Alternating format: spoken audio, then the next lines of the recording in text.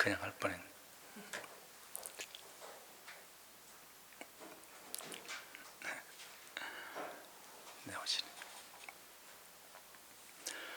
네, 오늘은 고린도전서 14장 40절 말씀을 살펴보려고 합니다.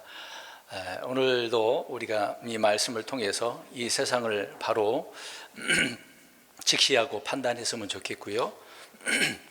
또 우리 하나님이 어떤 분이신가를 바르게 알았으면 좋겠습니다. 여러 번 설교 시간에 우리 하나님 어떤 분이시다라는 것을 전하고 있는데, 하나님을 모르면 우리가 바르게 살 수가 없습니다. 그래서 기록된 말씀들을 열심히 읽고 또 말씀을 들을 수밖에 없는 부분이거든요. 우리 제목을 한번 읽어보겠습니다. 다 같이 읽습니다. 시작.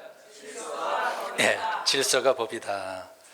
질서가 모르는 사람이 없죠. 어디에서나 질서라는 것이 있고, 그런데 이제 질서를 우리가 무시하게 되어지면 얼마나 혼란스럽게 되어지는지를 알 수가 있습니다. 특히 우리 한국 서울 가보면 지하철을 보면 알 수 있죠. 지하철, 그래도 우리나라는 괜찮아요. 또 어떤 질서 교육이 순서대로 타려고 하는 그런 부분이 있긴 하는데, 예전에 제가 초창기에 지하철이 생겼을 때 중학생 때였습니다. 친구가 2호선이 생겼다고 그래서 같이 내내 탔다고 하더라고요. 저도 한번 가봤거든요. 좀 시설도 깨끗하니까 새로 생겼으니까 좋긴 하더라고요. 근데 나중에 이제 고등학교 졸업을 하고 서울에 갈 일이 자주 있었는데, 가다 보니까 아침에 특히 가볼 때 사람들이 출근을 하다 보니까요, 굉장히 복잡하더라고요. 그때는 질서가 별로 없었습니다. 처음에 우리나라 지하철이 생길 때는 사람들이 특히 출근 시간이다 보니까 왕창 와르르 타고 내리지도 않았는데 막 들어가고, 그런 일 때문에 막 욕하는 그런 일들도, 그런 광경들을 많이 보고 그랬습니다. 그래서 지금은 그래도 이 질서를 잘 지키는 것을 보는데요, 인도 같은 경우에는 그렇지는 않더라고요. 내리지도 않았는데 사람들 막 다 들어가고, 심지어 탈 곳이 없으니까 지붕 위에도 타기도 하고, 이제 그런 나라도 있긴 합니다. 물론 이제 차츰 이런 질서 의식이 생기면 좋아질 것 같기도 하는데, 오늘 질서가 법이다라고 제목을 좀 정했습니다. 오늘 고린도전서 14장 40절에도 사도 바울은 교회에서의 여자들의 위치를 이야기하면서 이제 이 마지막 부분을 설명을 하고 있습니다. 그래서 있는 그대로 모든 것을 품위 있고 질서 있게 할지니라. 그러니까 모든 그리스도인들이 품위 있게 살아가야 되는데 거기에 질서가 있어야 된다라고 말씀을 하고 있는 거죠. 어디서나 어디에서든지 이 질서가 중요하다라는 것을 말씀해 주고 있는 것을 보게 되어집니다. 그런 면에서 우리가 오늘 하나님에 대해서 우리가 좀 알아야 되는데, 하나님은 뭐 무한하시기도 하죠. 그러니까 흔히 이제 신학적인 용어로 하나님에 대해서 이제 하나님의 속성을 이야기할 때가 있거든요. 그래서 무한하신 하나님, 뭐 전지전능하신 하나님, 어디든지 계신 무소부재 하나님, 이런 식으로 이제 얘기를 하지 않습니까? 그런 가운데 우리 하나님은 질서의 하나님이다라고 하는 것입니다. 그러니까 하나님이 질서의 하나님이다라고 한다면 그 질서의 하나님께서 뭔가 만들어 놓으셨겠죠. 법도 만들어 놓으시고 사람도 만들어 놓으셨는데, 이제 어떤 창조물이 질서의 하나님을 어떻게 해야 되겠습니까? 그 질서의 하나님을 바르게 섬겨야 되는데 어떻게 섬겨야 되냐라고 할 때, 오늘 이 단어 그대로 질서 있게 섬겨야 된다라고 하는 그런 부분을, 공식을 우리가 이해할 수가 있겠죠. 그래서 하나님은 이제 질서의 하나님이신데, 하늘과 땅을 창조하신 하나님이시잖아요. 그런 하나님께서 혼란하게 만들지는 않았다는 겁니다. 창세기 1장을 보게 되어지면 하나님께서는 질서 있게 창조하신 것이거든요. 근데 그 질서 있게 창조하셨는데 그 질서를 무너뜨리는 자가 이제 사탄 마귀가 아니겠습니까? 창세기 1장을 쭉 우리가 이제 머리에 떠올리면서 한번 생각을 해보시기 바랍니다. 하나님께서 그렇게 창조를 하셨는데, 그냥 뭐 창조 과정을 보면은 그냥 어쩔 수 없이 이게 창조하다 보니까 이게 필요하겠구나, 이렇게 만들어야지, 그렇게 만드셨을 것 같아요, 하나님께서요. 그러지는 않겠죠. 하나님은 모든 것을 다 알고 계시기 때문에 미리 다 생각을 하시고 그렇게 순서 있게 질서 있게 창조하신 그 과정들을 볼 수가 있습니다. 그래서 하나님 뭐 어쩌다가 뭐 우연히 뭐 예기치 않게 뭐 뜻밖의 그런 용어를 사용하지 않죠. 정확하게 하나님의 계획대로 하나님의 뜻대로 창조하신 그 질서의 그 과정들을 우리가 알 수가 있습니다. 그래서 우리 하나님께서는 뭐 예상치 못한 일은 없습니다. 모든 걸 다 예상하고 계시는 거죠. 뭐 계획하지 못해서 갑자기 돌발적인 그런 변수가 생겼다? 그런 일은 하나님이 없습니다. 우리 인간들은 늘 돌발적인 부분도 있고 변수가 생기잖아요. 모르니까 그렇죠. 앞으로 일어날 일이 어떻게 우리 앞에 주어질지 아십니까? 오늘 이제 올해 2025년 지금 1월 달이 지나고 2월 달 아닙니까? 그럼 2월 이후부터 마지막 달까지 어떤 일이 벌어질지 여기 아시는 분 손 들어보세요. 아무도 없을 거예요. 그러니까 어떤 변수가 일어날지 아무도 모른다는 것이죠. 그러나 하나님은 다 알고 계시고 그런 일어나는 일련의 과정 속에서 하나님은 예기치 않게 일어나는 일은 없다. 하나님 다 알고 계시기 때문에 준비되어져 있으시고 또 피할 방법까지 제시도 다 해주시는 우리 하나님이라는 것을 알 수가 있습니다. 뭐 예를 들어서 사람들은 그렇잖아요. 우리가 이제 에덴 동산 생각해 보면은 늘 불만이 많은 사람들 그래요. 선악과를 왜 만들었지? 이 부분에 대해서 자주 말씀드렸습니다만은 이게 궁금한 사항인데 사람들은 그게 막 굉장히 싫은 거죠. 왜 만들어 놔서 우리를 죄짓게 만들어? 이런 식으로 나오는 게 인간이거든요. 근데 하나님은 다 이유가 있고 뜻이 있기 때문에 질서 있게 그것도 만들어 놓으신 거거든요. 그러면은 모르면은 궁금하니까 알려달라고 해야 되잖아요. 배워야 되잖아요. 그렇게 하지는 않고 무조건 불평하고 원망하고 하나님이 책임이 있다라고 책임을 전가시키는 그런 인간들을 봅니다. 우리가 그러는 거죠. 이 선악과도 그러는 것입니다. 십자가도 마찬가지죠. 어떻게 보면 십자가에서 누가 죽으셨습니까? 예수님이 죽었는데 누가 이겼어요? 이 십자가의 죽음을 통해서 누가 승리한 겁니까? 우리 주님이 승리하고 이기신 거잖아요. 근데 실질적으로는 누가 이긴 것처럼 보이죠? 마귀는 예수님을 어떻게 하려고 그랬으니까요? 죽이려고 했으니까. 그러니까 누구의 뜻이 이루어진 거죠? 그렇게 생각해 보면 마귀는 자신의 뜻이 이루어졌다고 생각했지만 오히려 그 뜻이 실패한 거고 하나님의 뜻이 이루어지고 승리한 것 아니겠습니까?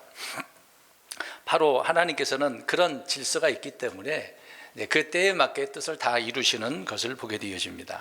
그래서 주님 모든 일이 자신의 뜻과 계획 가운데 행하시고 또 미리 말씀하신 대로 다 이루시는 우리 하나님이다라고 하는 것이죠. 그러므로 구원받은 우리는 성령님 안에서 의와 기쁨과 화평이라고 하는 것처럼 늘 우리의 마음이 속이 어떻습니까? 불안한 게 아니라 평안한 거죠. 근데 지금 여기 계신 분들에게 이렇게 말씀드리니까 목사님 여전히 불안한데요. 그러면은 안 돼요. 지금 성령님 안에서 의와 기쁨과 화평이라고 그랬는데 그리스도인들이 이 화평이 없어요. 기쁨이 없어. 의도 없어. 그럼 뭐가 잘못된 거잖아요. 뭔가 내가 잘못 살고 있고 아니면 애초에 구원받지도 못한 그런 사람일 수도 있는 것이죠. 그러니까 성령님 안에서 우리는 늘 화평하게 되어지고 혼란이 아니라 어떻게 보면 냉정하고 차분한 그런 마음을 늘 지닐 수가 있습니다. 근데 우리 그리스도인들이 그런 상태로 지금 현실을 우리가 살아가야 되는데 지금 이 사회 구조가 어떻습니까? 전 세계는 불구하고 우리 대한민국 땅에서만 봐도 어떻습니까? 혼란스러워야 아주 질서 정연한 가운데 아주 평안스러워요. 이 사회 구조가 혼란스럽죠. 평안하다라고 말을 할 수가 없습니다.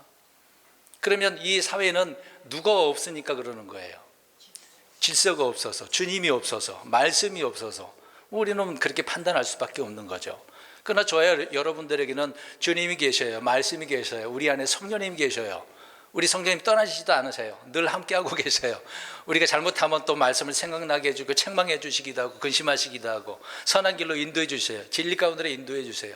그러니까 성령님 안에서 늘 의와 기쁨과 화평이 넘치는 거죠. 그 질서 정연하게 우리는 믿음 생활을 할 수가 있는데 근데 왜 혼란스럽습니까? 왜 신앙생활 하는데 너무 괴로워요? 왜 그렇습니까? 뭐가 잘못된 부분이 있는 거겠죠. 그래서 다윗은 시편 71편 1절에 오 주여 내가 주를 신뢰하오니 내가 결코 혼란에 빠지지 않게 하소서 그렇게 고백을 합니다.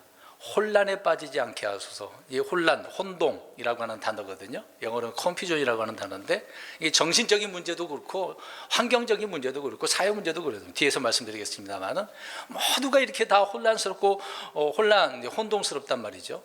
그래서 다윗 같은 경우에는 하나님 앞에 지금 혼란에 빠지지 않게 해달라고. 그러면 하나님이 어떤 분이니까? 질서의 하나님이니까. 그러니까 질서의 하나님은 혼란스럽다고요?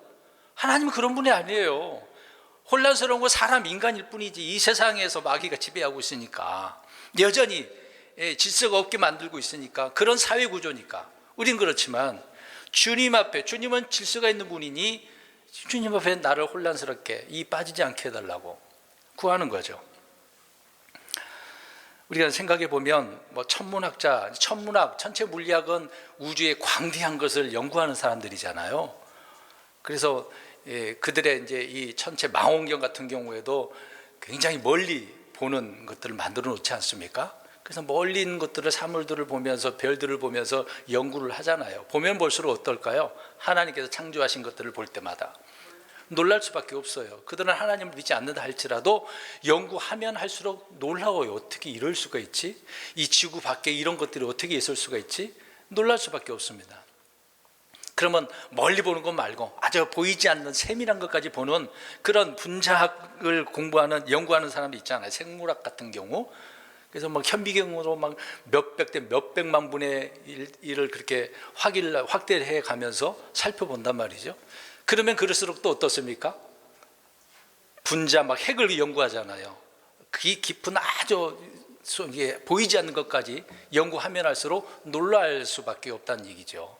그러니까 망원경으로 우주를 보든 간에 현미경으로 작은 세포를 보든 간에 무엇을 보든지 하나님이 지으신 이 세계는 얼마나 질서 있고 조화롭게 움직이는지를 말해주고 있는 것입니다. 특히 우리가 자연 세계를 볼 때 그 자연 세계가, 자연이 아주 질서 있게 움직이잖아요. 중간에 해일이 일어나는 부분도 있겠지만 질서 정연하게 다 체계적으로 이렇게 움직이는 것을 우리는 알 수가 있습니다. 하나님 그렇게 창조 과정 속에서 만들어 놓으신 거거든요. 그래서 하나님은 질서의 하나님이시다. 우리는 모든 생물의 다양성에 놀라면서도 그 가운데 흐르는 어떤 질서, 정연한 것들을 보게 되어지죠. 우주는 혼동의 그 세계인 것처럼 보이지만 그렇지는 않습니다. 아주 질서 정연하게 되어져 있는 거죠. 흔히 이제 자연법칙이라고 말을 합니다. 또 과학적인 그런 것들을 발견하면서 우리 하나님을 알면 알수록, 그래서 그런 연구하다가 주님을 믿게 되는 경우가 많이 있어요. 처음에는 부인하다가 또 예수님이 가짜다라고 연구한 사람도 있잖아요. 부활이 가짜다라고 연구하다가 예수님을 믿는 경우도 많이 있습니다. 성경을 통해서 깨닫게 되어지는 거죠. 하나님이 어떤 분이라는 것을 알게 되니까 말입니다. 앞에서 말씀드린 것처럼 창세기 1장을 보면은요, 하나님께서 이제 빛을 만드시고 쭉 6일 동안 그렇게 하시지 않았습니까? 이런 창조 과정을 보니까 때를 정하시고 때에 맞춰서 일을 하시고, 해와 달을 만드셔서 낮과 밤을 또 주관하게 하시고, 이런 또 계절도 만드시고 땅의 경계도 만들지 않았습니까? 수요일날 말씀드렸던 부분도 있는데, 바다가 육지의 그 바닷물이 해일을 빼고 늘 넘어옵니까? 그렇지 않고 늘 경계에서 넘어오지 않단 말이죠. 예전에 그런 생각도 해봤었습니다. 성경을 모를 때도 그렇지만 어떻게 저 바닷물이 저 육지를 덮치지 않고 꼭 그 경계에서 멈춰져 있지? 민물, 썬물이 그렇게 움직이지 어떻게 그럴 수가 있을까? 그런 생각을 해본 적이 있어요. 그냥 생각만 해봤었습니다. 연구를 한 적은 없지만. 그래서 학자들이 그런 부분에 대해서 궁금해하기도 하고 모르는 경우가 많잖아요. 근데 성경에는 그런 것까지라도 하나님께서는 정해놓으셨다라고 말을 하고 있습니다. 시편 104편 9절에 주께서 경계를 정하사 물들이 넘어가지 못하게 하시며 그것들이 다시 돌아와 땅을 덮지 못하게 하셨나이다. 그러니까 땅을 덮지 못하도록 하나님께서 경계를 정하셨다라고 하는 거죠. 근데 그것도 질서라는 얘기입니다. 질서. 그러니까 그 질서를 지키니까 바닷물이 육지를 덮어요? 그렇지는 않죠. 그렇지는 않습니다.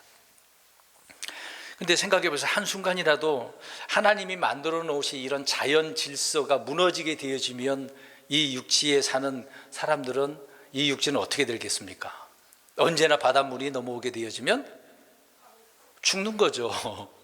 그 바닷물이 넘쳐서 죽는 거잖아요. 근데 생각해 보세요. 저 북극과 남극의 그 얼음이 녹게 되어지면 지구가 다 넘쳐가지고 땅이 다 넘쳐서 사람들이 다 죽는다. 맞을까요? 틀릴까요? 대답 못하세요. 생각 안 해보셨어요? 지금 기후 정책 때문에 사람들이 생각하고 그래서 기후 조절을 하잖아요. 탄소 배출을 줄여야 된다고 하고 죽을 거야 안 죽을 거예요? 얼음이 다 녹으면. 이게 어려운 문제를 제가 질문한 건 아닌 것 같은데 금방 제가 성경 읽어 들어가면서 말씀까지 드리고 있는데 안 죽는다니까요. 누가 정해놓으셨으니까. 하나님이 질서 있게 정해놨는데 어떻게 그게 넘치냐고요. 그러니까 사람들의 생각은 자기들이 이렇게 되면은 무너질 것이다, 파괴될 거라고 생각을 하지만 하나님이 정해놓으셨다고 말씀을 하고 있는데 왜 그럴까요? 그러니까 기록된 말씀을 믿지 않으니까 혼란스러운 거예요. 그리고 오늘 지금 질서를 이야기하고 있는 거예요. 그러니까 질서가 없으면 혼란스럽다는 이야기 또 곁들여서 말씀드리는 거거든요. 성경을 믿으시면 돼요. 그러면 불안해하지 않습니다. 평안이 임해요. 질서가 없으면 평안이 아니라 뭐예요? 금방 언급했잖아요. 불안한 거예요. 그럼 여기 계신 분들은 불안하십니까? 아주 평화가 화평이 넘치십니까? 정말요? 근데 늘 불안하다고 하잖아요. 먹고 사는 것 때문에 그러죠, 주로. 지구는 이제 하나님께 나중 게 불로 태우기 전까지는 물이 넘치는 그런 일은 없습니다. 주님이 정해 놓으신 거거든요. 그 예수님께서 하나님께서 노아 홍수를 통해서 다시는 뭘로 심판하지 않겠다. 다 아시잖아요, 보세요. 근데 물이 넘친다고요?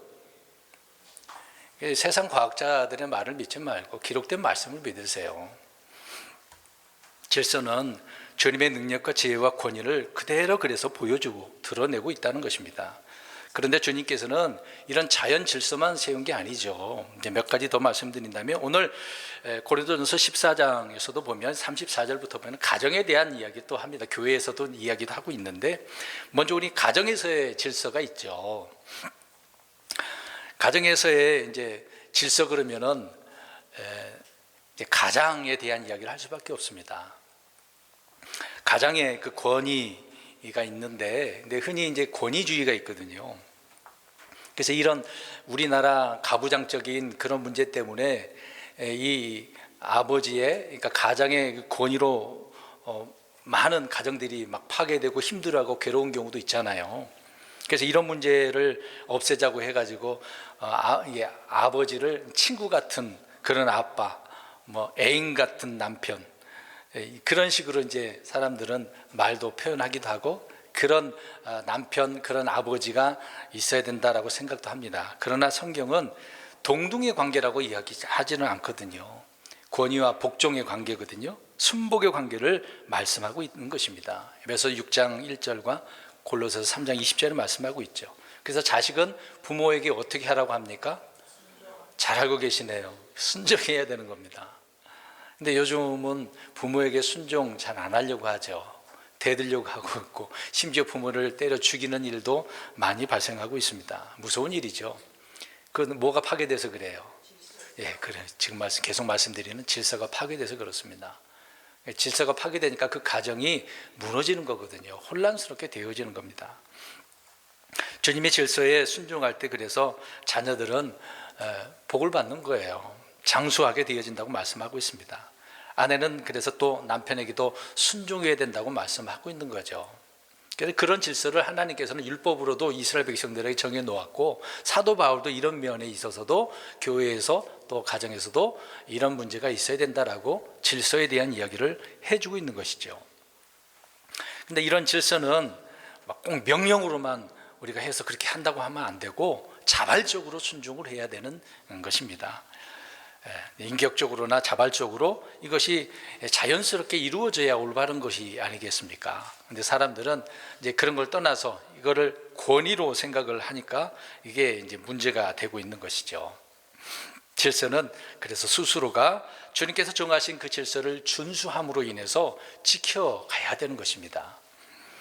그 다음에 사회에서의 질서를 우리가 보게 되어지면 그래서 로마서 13장하고 베드로 사도가 언급한 부분이 있거든요. 신하는 왕의 권세에 어떻게 하라고 이야기합니까? 복종해야 돼요. 복종해야 돼. 순복해야 되는 겁니다. 종은 주인에게 어떻게 해야 됩니까? 순종해야 되는 거거든요. 근데 신하나 종이 주인과 그 왕에게 순복하지 않으면 이거는 배반하는 거고 반역하는 것이고 무시하는 것 아니겠습니까? 이런 것들은 다 주님이 정하신 것이다라고 사도 바울은 언급을 합니다. 여러분 생각해 보세요. 운전하는 사람이 무슨 질서를 지켜야 됩니까? 교통 질서. 제가 오늘 운전하고 오셨는데 신호 잘 지키고 오셨어요? 속도는 잘 지키셨습니까? 대답을 못 하시는 거 보니 위반하셨군요. 과속을 하셨습니까? 꼭 뭐 지켜야 된다 이제 그런 표현은 아니겠습니다만은 그런 질서를 정해놓은 이유가 있잖아요. 누구를 위해서 이런 질서를 만들어 놨을까요? 사람, 나 자신과 타인을 위해서. 근데 교통 질서를 안 지키게 되어지면 나 자신뿐만 아니라 다른 사람들도 다 피해를 입게 되어지기 때문에 질서를 지키라고 하는 것입니다. 마찬가지로 주님이 정하신 이런 사회 질서를 어기게 되어지면 혼란에 빠지게 되어진다고 말씀을 하고 있습니다. 우리 베드로전서 읽어볼까요? 2장 13절. 베드로전서 2장 13절. 오늘 왜 제목에 질서가 법이다라고 했는지를 지금 계속 들으셔야 됩니다. 이게 얼마나 중요한지를 지금의 이런 시점에서 이런 상황에서 이런 시대에 하나님이 어떤 분인지 알고 이걸 지켜나가야 되는 상황이거든요. 베드로전서 2장 13절부터 15절까지 세 구절 있습니다. 시작. 저를 위해 사람의 모든 규례에 복종하되 왕에게는 최고 권위자에게 하고 총독들에게는 악을 행하는 자를 징벌하고 잘 행하는 자를 칭찬하기 위해 그가 보낸 자들에게 하듯 하라. 그리함이 하나님의 뜻이니 이것은 너희가 잘 행함으로 어리석은 사람들의 무지함에 재갈을 물리게 하려 함이니라. 아멘. 이 주를 위해서 사람의 모든 규례에 어떻게 하라 그랬어요? 13절 읽었잖아요. 복종하라고.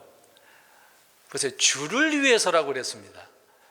하나님께서 자신의 법을 통해서도 질서를 만들어 놓은 것뿐만 아니라 이 사회에서 이 세상 사람들이 만들어 놓은 것도 하나의 질서라고 지금 이야기하고는 있기는 해요. 그 질서에 대한 부분을 우리가 생각해 보면 어떤 질서라도 지켜야 되는 것이 옳다라고 하는 것을 말씀해 주고 있는 거죠. 그래서 15절에 그리함이 누구의 뜻이다고요? 하나님의 뜻이다. 근데 우리는 어떻습니까? 이런 하나님의 뜻이라고 말씀을 하고 있는데 우리는 많은 부분에 있어서 질서를 무시하고 어기기도 하죠. 특히 우리 그리스도인들은 하나님의 법만 지키면 돼 라고 생각을 하지만 그렇지 않다는 것입니다. 세상의 질서도 지켜야 되는 것을 말씀해 주고 있는 거죠. 무시해서는 안 되는 겁니다. 이것을 무시하게 되어지면 그 법에 따라 판결을 받을 수밖에 없는 거거든요. 그래서 우리는 사회에서도 이런 질서가 있어야 된다. 교회에서도 마찬가지죠.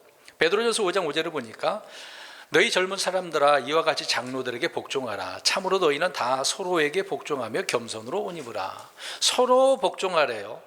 또 장로에게 복종하래요. 교회에서도 질서가 있겠죠. 목사와 장로, 교사 이제 같은 사람을 이야기하고 있는 것입니다. 근데 오늘날 이 시대를 탈권위 시대라고 해서 교회 내에서도 특히 이제 목사에 대한 그 권위가 얼마나 강한지, 특히 이제 개신교를 보면 그렇지 않습니까?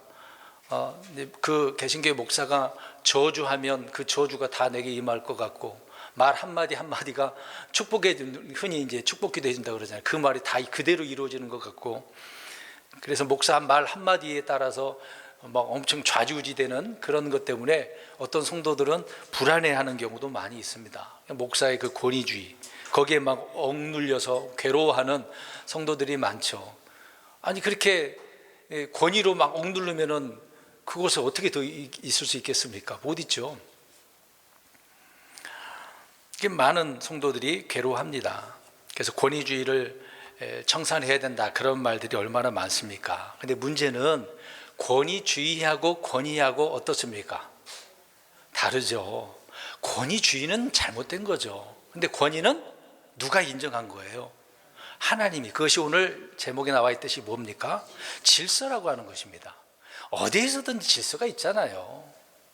가정에서도 그렇고 사회에서도 그렇고 교회 안에서도 마찬가지입니다. 어디서나 이런 질서를 하나님께서 정해놓으시고 순종해야 된다라고 말씀을 하고 있는 거죠. 근데 이것도 모르고 그 권위가 있는 사람이 권위주의 행사를 하게 되어지면 이제 그거 하나님의 권위를 그 사람은 무시하는 거죠. 혼란스럽게 만드는 겁니다. 그러니까 서로 잘해야 되는 거죠. 히브리서 13장 17절에 너희를 다스리는 자들에게 순종하고 복종하라. 그들은 마치 자기들의 회개보고 해야 할 자들인 것 같이 너희 오늘 위에 깨어있나니 이렇게 이야기합니다.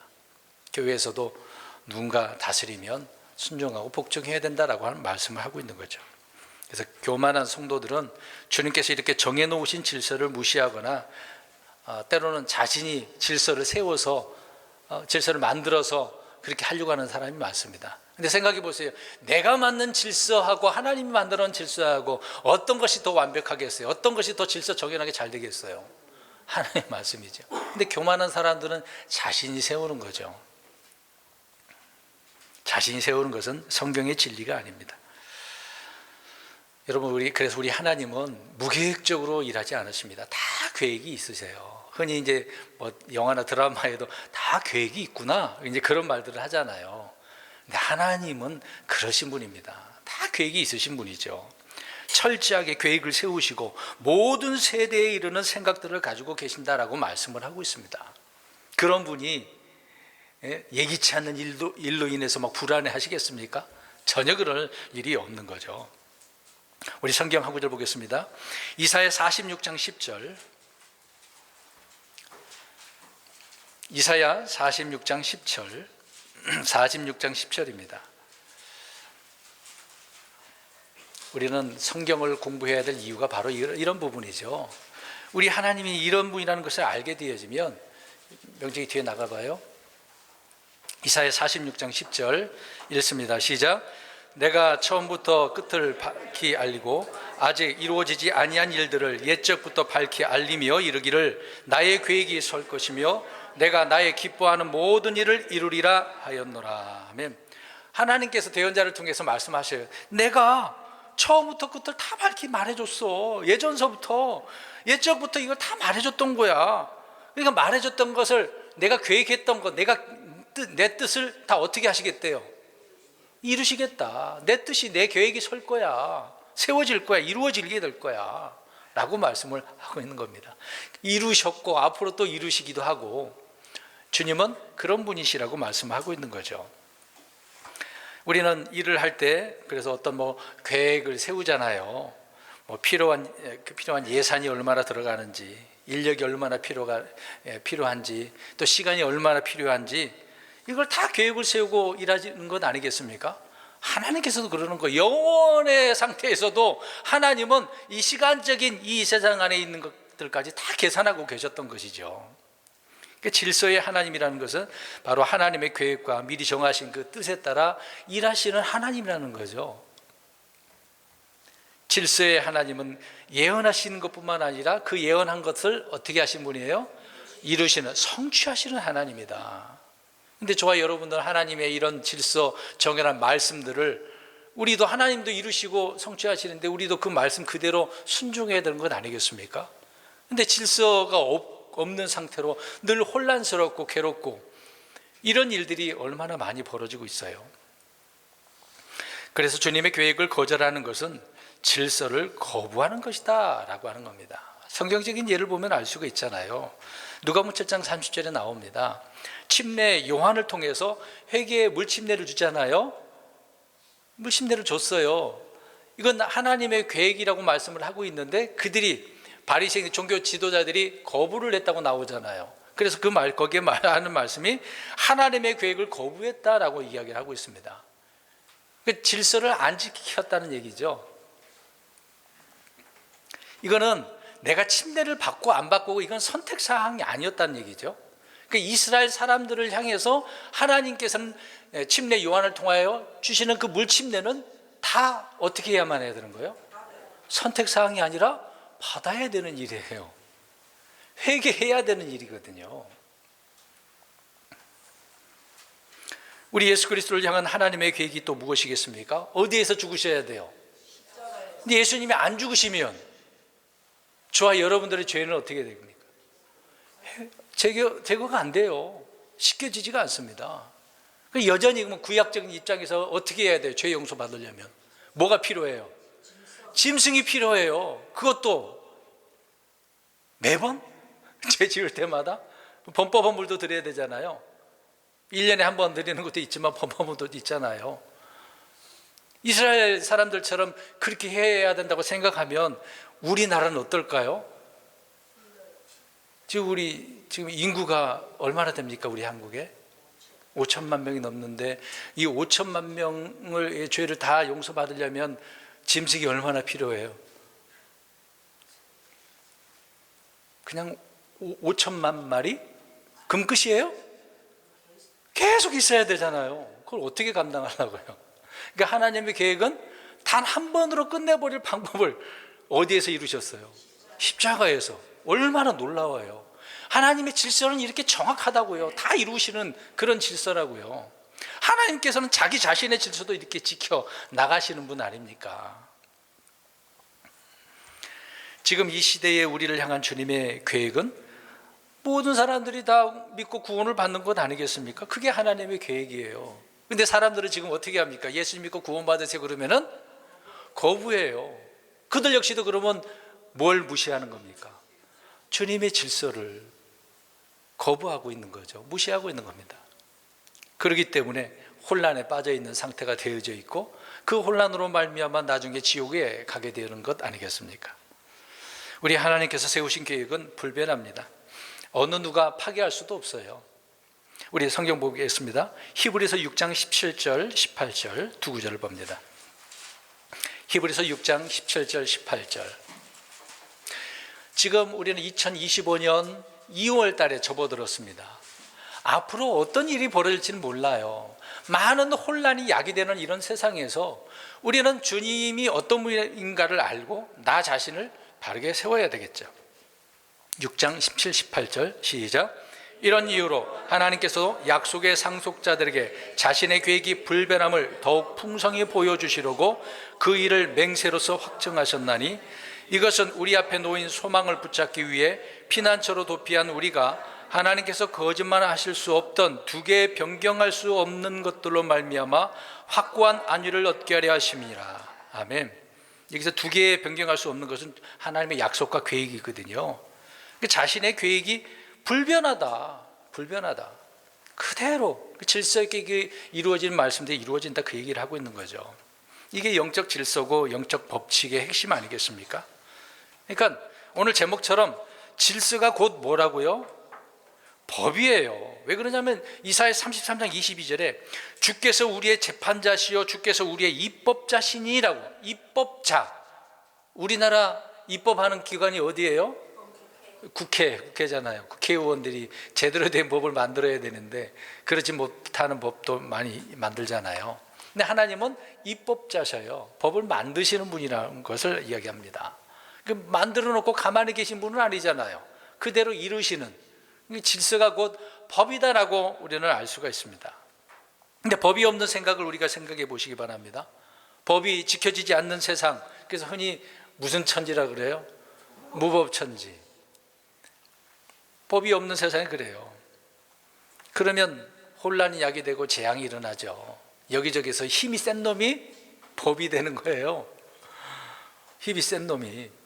무기가 많은 그 나라가 무기를 가지고 있는 자가 법이 되는 거예요. 무기 총 들고서 위협해 보십시오. 있는 거 다 어떻게 해야 됩니까? 달라고 하면 줘야 돼요. 뺏기는 겁니다.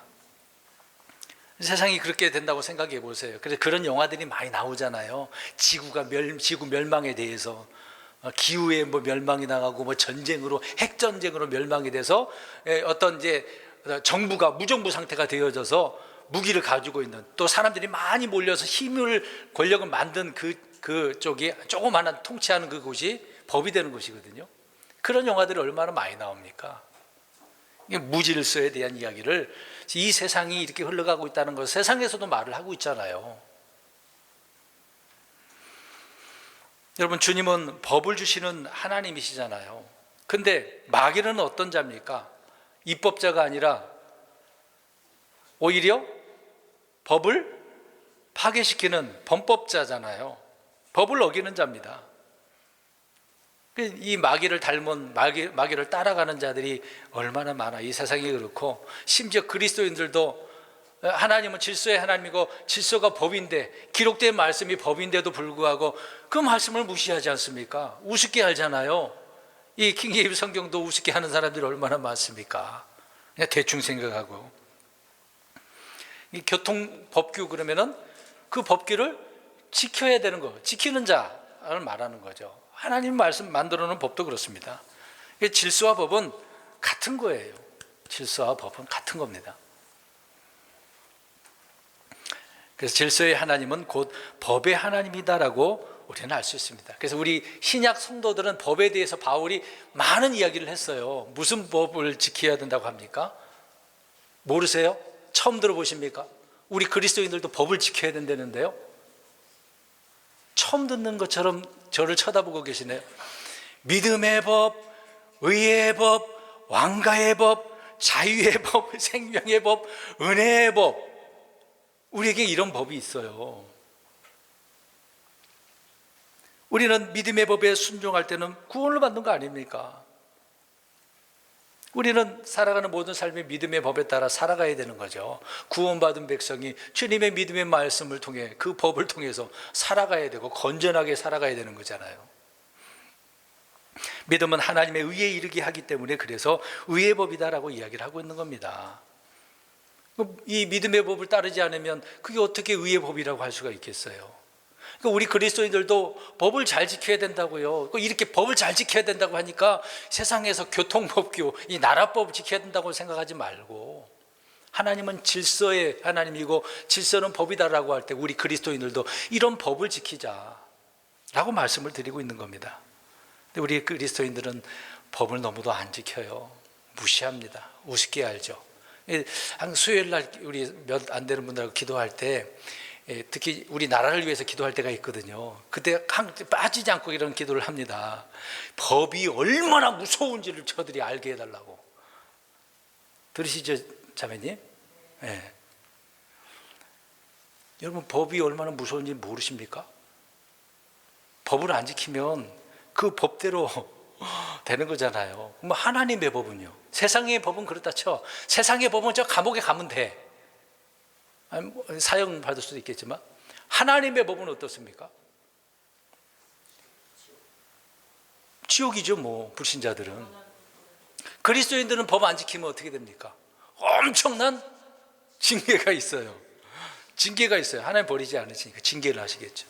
근데 그 징계를 하나님 주실 때 감사하고, 또 나를 단련하는 걸 또 생각해야 되고, 내 잘못을 책망하신 거라고 나를 알아야 되는데, 깨달아야 되는데, 그러지 않고 왜 나한테 이런 시련을 줍니까? 징계인데도 불구하고 그 징계인지도 몰라. 그런 성도들이 얼마나 많은지 아세요?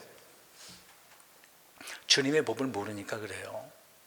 질서가 법이라는 사실을 모르니까. 그러니까 성경을 읽을 때마다 이 법을 나에게 말씀하는 거구나라고 생각하면서 읽어야 돼요. 하나하나 읽으면서 저 사람 저랬네? 에이, 사울 이놈의 새끼 어떻게 저렇게 왕이라면서 그렇게 말씀을 우습게 알았어? 그렇게 생각하지 마세요.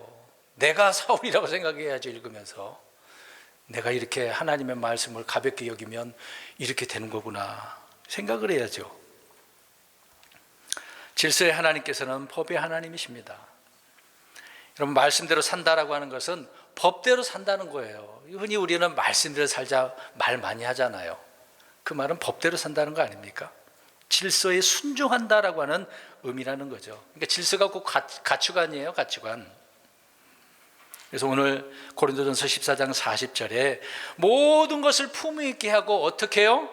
질서 있게 행할지니라. 질서 있게.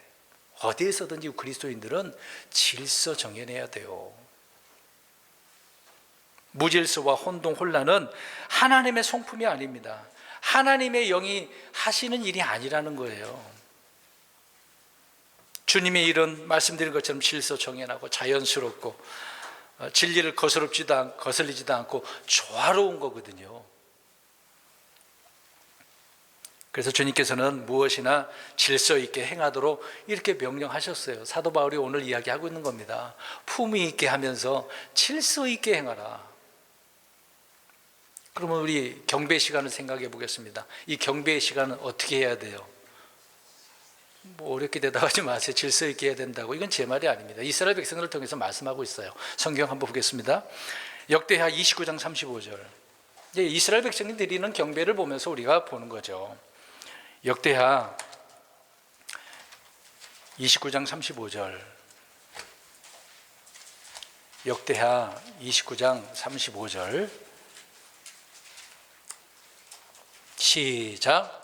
또한 번제업물과 화평업물의 기름과 모든 번제업물에 쓸 음료업물이 많았더라. 이렇게 주의 집에서 섬기는 일이 질서 있게 정해졌으며, 섬기는 게 많아. 여러 가지가 있어, 헌물들이요. 근데 그런 것도 다 어떻게 해요? 주님 앞에 하려면, 드리려면, 섬기려면 질서 있게 하라고요. 질서 있게. 구약 백성들에게도 그렇게 얘기했어요. 근데 오늘 오늘 개신교를 한번 보겠습니다. 우리 교회도 한번 생각을 해보세요. 우리 교회가 질서 있는 것인지, 아니면 개신교처럼 막 혼란스러운지, 막 뒤죽박죽, 막 순서도 없고 막 되는 대로 그런 게 어디 있어요? 질서 있어야죠. 건전해야죠. 질서가 있어야 됩니다. 무질서한 경배를 하나님은 안 받으시는 거예요. 성전에서 주님을 섬기는 일은 질서 있게 그래서 이루어져야만 했다는 것을 알 수가 있습니다.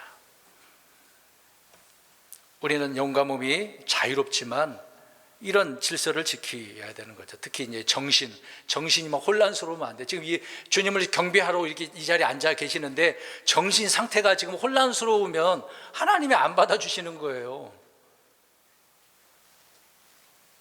질서 있게 해야 되는 거죠. 그래서 이 혼란이라는 단어를 영어로 보면 아까 얘기한 것처럼 컨퓨전이라고 하는 단어거든요. 그래서 그 단어 검색도 해봤어요. 맨 1번 문항에 정신 문제를 이야기하더라고요. 주로 우리가 혼란스럽다라고 할 때 뭐가 혼란스러운 거예요? 정신 문제거든요. 환경도 우리 막 어지러 놓으면 이게 뭐야? 혼란스럽다고 이야기하잖아요. 근데 정신 이야기하잖아요. 환경이 혼란스럽지만 정신이 혼란스럽거든요. 하나님 앞에 정신이 맑아야 되는데, 그래서 맑은 정신이라고 나오거든요. 정신이 맑은 가운데 하나님을 경배해야 되는데 혼란스러우면 안 되죠. 혼란은 누가 주는 겁니까? 마귀가 주는 거거든요. 두 번째, 기도도 마찬가지입니다. 우리 욥기서 37장 19절 보세요. 기도도요, 질서가 있어야 돼요. 말하는 것도 질서가 있어야 된다고 이야기하고 있습니다. 질서 있게 말을 해야 된다. 그러니까 중언부언하거나 횡설수설을 해서는 안 되는 거죠. 말 많이 한다고 주님이 알아주시는 것도 아닙니다. 우리 욥기서 37장 19절 뒤에 보면은, 중간에 보면 이치가 어두워서 어떻게 된대요? 질서 있게 말을 할 수 없대요. 이치가 어두우면은 말도 제대로 못 한다는 얘기죠. 그러니까 이치가 어둡다는 말은 뭐가 없는 거예요? 정신이 질서가 없는 거죠. 이거 뭐 어떻게 되지? 이거 말을 못 하는 거예요. 그러니까 해야 되는데 말 못 하는 상황 있잖아요. 머리가 지금 굉장히 혼란스러워서 복잡해서 그러는 거예요. 잘 못 나오는 겁니다. 고린도전서 14장 19절에 보면, 우리 14장이지만 바울은 그러나 교회에서는 내가 알지 못하는 타 언어로 10,000마디 말을 하느니 차라리 이해하면서 5마디 말을 하여 내 목소리로 다른 사람들도 가르치리라. 말 많이 한다고 알아듣는 게 아니란 얘기예요. 알아들을 수 있는 깨달은 거 이해하는 말로 해야 사람들이 알아듣죠. 흔히 이제 방언기도, 이거는 올바른 기도가 아닙니다. 지금은 그런 기도 할 필요가 없죠. 해서도 안 되고, 떠들면서 알아듣지도 못하는 그런 말들, 그건 질서 있는 기도라고 할 수가 없는 거죠. 유튜브 보면 그런 것들이 너무도 많더라고요. 올라오지 말아야 되는 그런 영상들이 쇼트로 막 올라오는데, 막 방언 기도하는 그런 여자 목사들이 주로 그렇게 나오더라고요. 남자도 있는데 너무 많이 올라와요.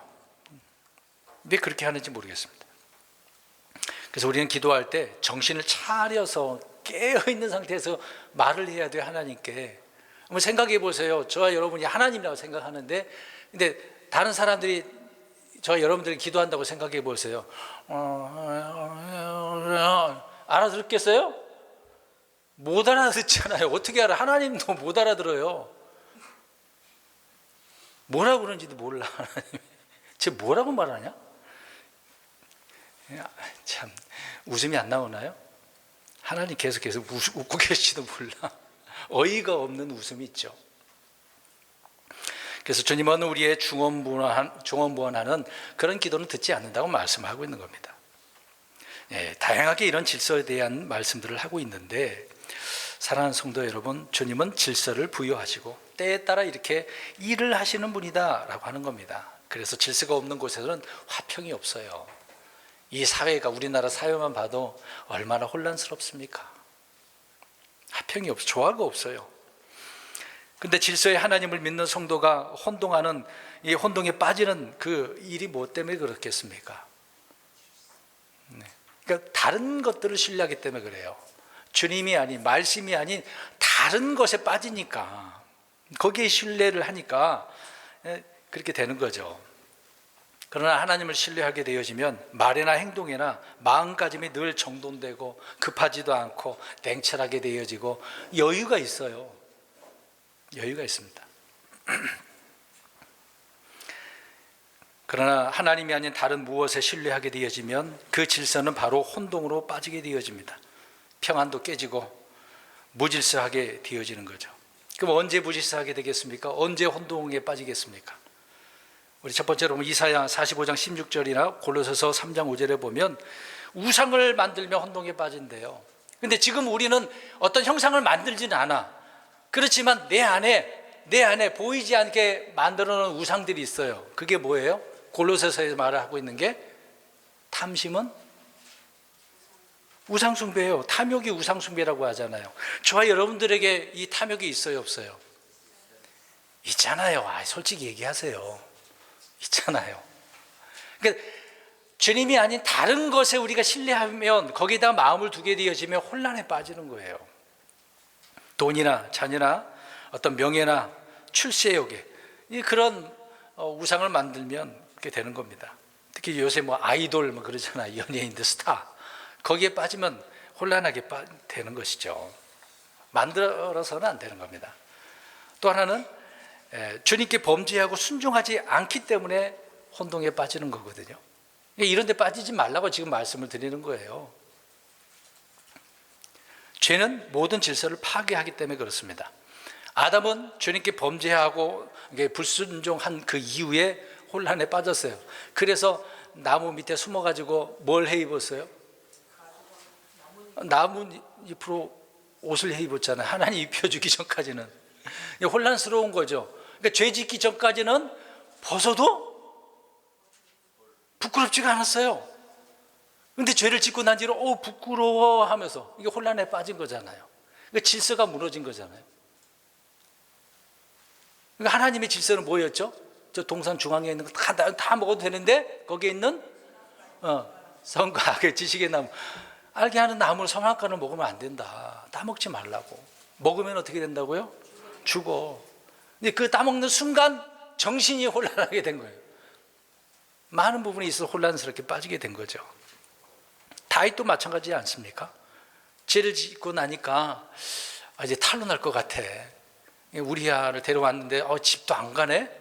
그래서 전쟁터 보내면서 편지 써서 보내잖아요. 어떻게? 맨 앞에. 어떻게 하라는 얘기예요? 전쟁에서 죽으라. 그럼 피할 줄 알았죠? 근데 어때요? 점점점 더 이 죄를 짓게 되죠. 가늠하게 되어지고 거짓말하게 되어지고 살인하게, 사람을 죽이게 만들고 더욱더 죄악 속으로 빠져들게 되어지는 겁니다. 나단 선지자가 와서 지목하기 전까지는 깨닫지 못하니까 죄를 짓게 되는 겁니다. 이게 혼란에 빠지는 거죠. 사울은 어떻습니까? 범죄한 그 이후에 이성과 감정이 완전히 혼란에 빠져서 우림과 둠밈으로도 말씀을 안 해. 빛을 비춰주지도 않아. 그러니까 누굴 찾아가는 거죠? 무당을 찾아가는 거죠. 이런 그리스도인들이 또 얼마나 많습니까? 예전에 무당 얘기했잖아요. 점치러 가고. 그게 지금 질서가 무너져서 그래요. 도대체 하나님의 질서의 말씀들을, 질서의 하나님을 얼마나 모르면 이렇게 되겠습니까? 믿음의 사람도 이렇게 다윗 같은 경우에도 무질서한 상태가 되는데, 그래서 71편 아까 말씀드렸잖아요. 그러니까 내가 지금 이제 주님을 신뢰하오니 혼란에 빠지지 않게 해주세요. 깨닫게 되어지니까 다시는 그런 혼란에 빠지지 않도록 하나님 나를 도와주세요 라고 기도하고 요청을 하는 거죠. 그러니까 범죄하고 순종하지 않기 때문에 혼동에 빠지는 거고, 또 하나는 하나님의 분노를 일으키기 때문에, 또 주의 종을 핍박하는 경우도 그렇습니다. 또 하나는 야고보서 3장 16절을 보니까 여기는 읽어야 될 것 같아요. 야고보서 3장 16절을 한번 보겠습니다. 야고보서 3장 16절.